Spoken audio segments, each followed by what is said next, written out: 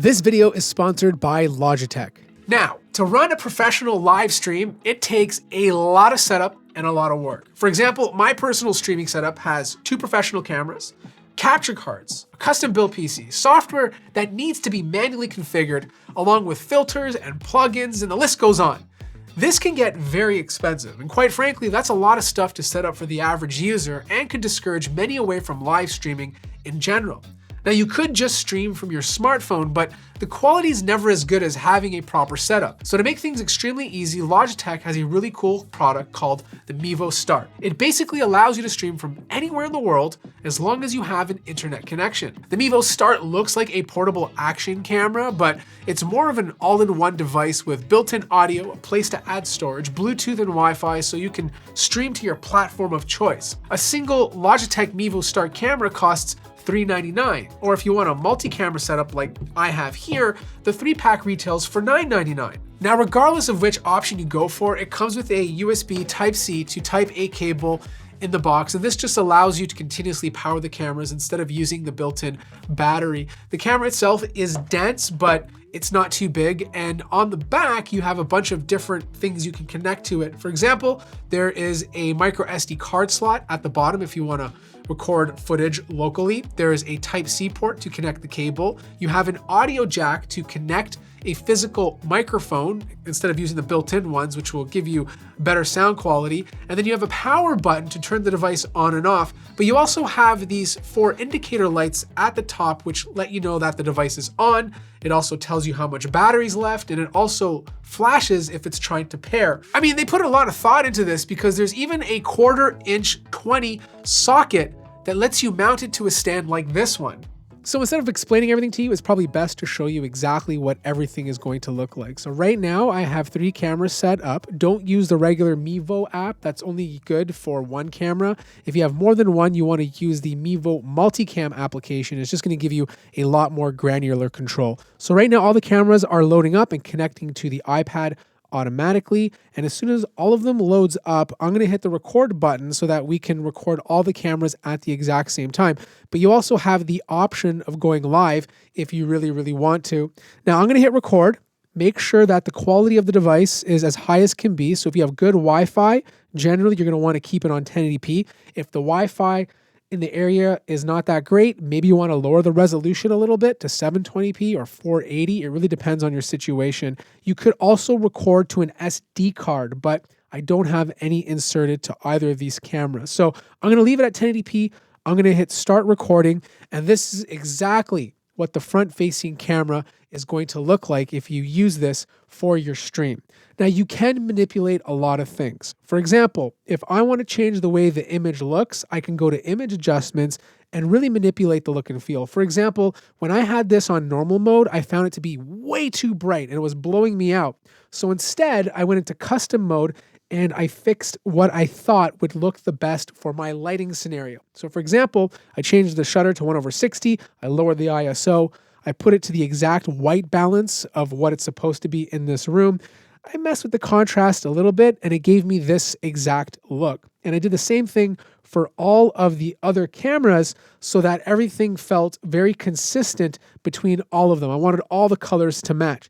Now, if you're not very experienced with white balance and all that stuff, you can just leave it on normal mode and it will do its best job to give you the best look possible. But if you want to get a little funky, you can also do things like hit high contrast, and of course it's going to make things pop out a bit more, but you can also flatten the image if things feel a bit too saturated. So I'm going to put it back on custom and put things back to exactly how I had them before, because I feel like this gives it the best look for the room that I'm currently in. Now, the right-hand side is your feed, and then on the bottom, you have your audio. So right now, it's actually recording the audio from my iPad, front camera, which is off, top camera, and then of course, I also have the option to use the microphone on the side camera. The output is the total volume from all of the inputs in one. So if overall output is too loud, then you would adjust this by bringing it down. If you only want to use the iPad audio, then of course you can mute all the other microphones in your feed.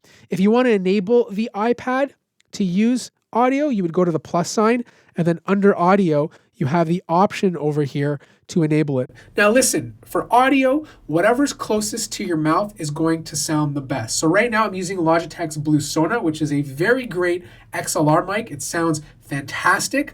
But if I was live streaming, I didn't have this professional microphone, I'd probably use the iPad because it's closest to my mouth. Okay, this is an iPad Pro, so it has those studio quality microphones. But listen, these mics on the Mevo cameras, they're actually really good. So if in a pinch you forget your better microphone at home, you can always use one of the microphones from one of these cameras. Just choose the one that's closest to your face. Now you can do a lot of other cool things. Like if you want to add another camera, this is where you'd go. You would search for it, you'd add for it, and then you click continue, and then it would be directly into your feed. But there's a lot of other professional live streaming stuff that you can do as well. For example, if you want to add a graphic or an overlay, you can totally do that directly from the iPad. So for this example, I'm going to add a full screen overlay. I'm going to add some text saying, hello, welcome to my stream. And then once that's done, I hit done.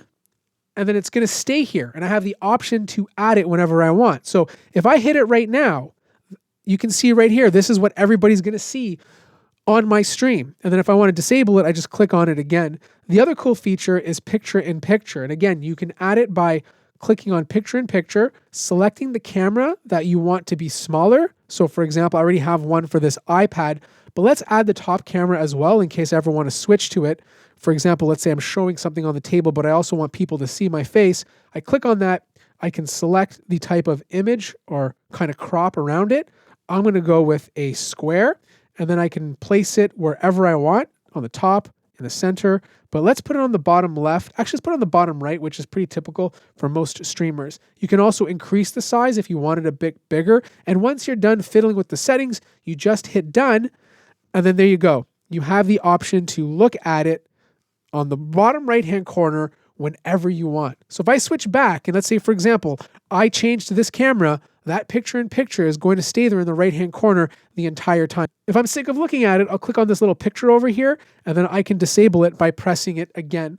Also, if you go to the three little dots on the bottom right-hand corner, you can change the transition type. So you can make the transition going from one camera to the other a bit more professional. So right now I have it on dipped color. So when I switch to cameras, it's going to go black and then come back on again. But if I want something a bit more smooth, I can do a crossfade. So I go back to my cameras and then I switch.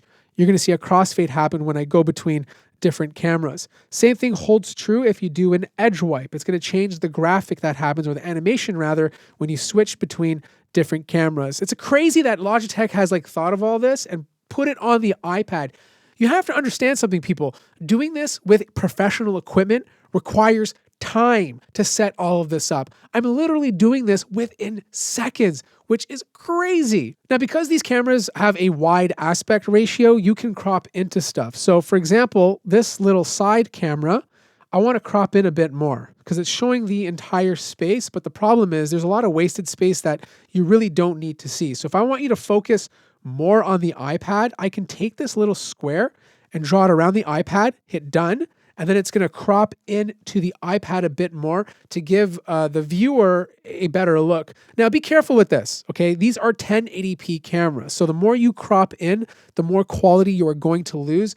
Generally, when you're doing a top-down with these cameras, you want them to be as close as possible to the object, especially if you're trying to show text, let's say on a tablet. You want the cameras to be super close because if it's far away and you crop in, then the text becomes kind of hard to read. Not a big deal if you're showing a product, but this could be annoying if you're trying to show text. So keep the camera as close to the object as possible for the best viewing experience. You just need to do general tasks like format the SD card. You just go to the three dots again, then you click on Mevo settings, depending on which camera you want. You can rename the camera, format the SD card, put a password on it, just in case someone's trying to take over your stream while you're live. And there's other things you can do here to kind of configure settings to whatever you want the stream to feel like. The other thing is if you want to move the cameras around, you totally have that option. You just hit reorder, and then when you do that, you long press on one of the cameras, and then you move it to whatever position you want. Now for me, I like having my face at the top because that's probably the one I'm going to use the most. And then probably the second most used stream is going to be the side one. So I'll move it over here. And once you have the proper order you want, you just hit done reordering, and then it goes back to the main menu.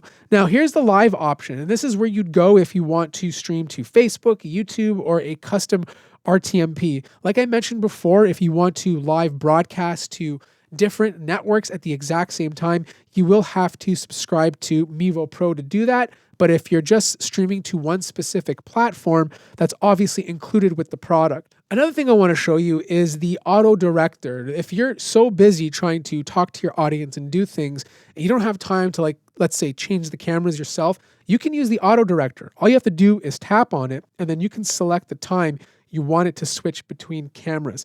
Now, this is like gambling, right? Because you could be talking and then you don't realize a minute goes by and then the camera changes. It could break away the feel that your audience has attached to you while they're watching you. So you need to know exactly what cuts you want and how often you want them to happen. So kind of be careful with this because you don't want it to just randomly change cameras when you're talking and then all of a sudden it's showing something that the audience is just not ready to see. But if you want to do that, you have the ability to do it under here. You have crop settings, so you can like maximize zoom, or you can tap to zoom if you really want to. And then of course there's transition speeds if you find them to be a bit too fast. And the final little thing I want to show you is more information while you are recording. If you hit this little arrow button, it's going to show you exactly how long you've been recording for, how much of the recording quality is happening, like what megabits per second.